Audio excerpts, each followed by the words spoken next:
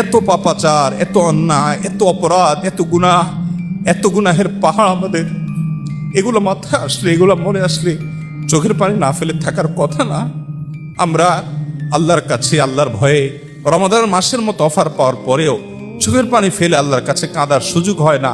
এর সবচেয়ে বড় কারণ হলো আমরা আমাদের নিজেদের অবস্থান সম্পর্কে ওয়াকিফাল না। আমরা জানি না যে আমরা নিজেরা কত বড় পাপিষ্ঠ, কত অপরাধ হয়ে আছে, কত মামলার আসামি হয়ে আছি। আল্লাহর কাঠগড়ায় আমার বিরুদ্ধে কত শত, কত সহস্র মামলা জানি উঠবে। সেদিন কোনো রক্ষাকারী কেউ থাকবে না। দুনিয়াতে সুযোগ আছে সেই মামলাগুলোকে ডিসমিস করে যাওয়ার। অনেক হতভাগা আছে, অনেক হতভাগা আছে। গোটা রমাদান জুড়ে অনেক ইবাদত করেছেন মাশাআল্লাহ। গোটা রমাদানে একটিবারের জন্য মালিকের কাছে নিজের গুনাহের জন্য আল্লাহর ভয়ে সন্ত্রস্ত হয়ে চোখের পানি ফেলেছেন, অথবা আল্লাহর নেয়ামত পাওয়ার আশা, আল্লাহর মহাব্বতে একটু চোখের পানি ফেলেছেন।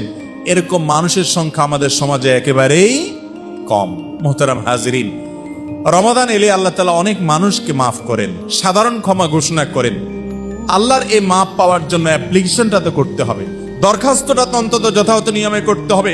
কত মানুষ দরখাস্ত করে পায় না। আপনি দরখাস্ত করা ছাড়া কিভাবে কল্পনা করেন আপনি পেয়ে যাবেন?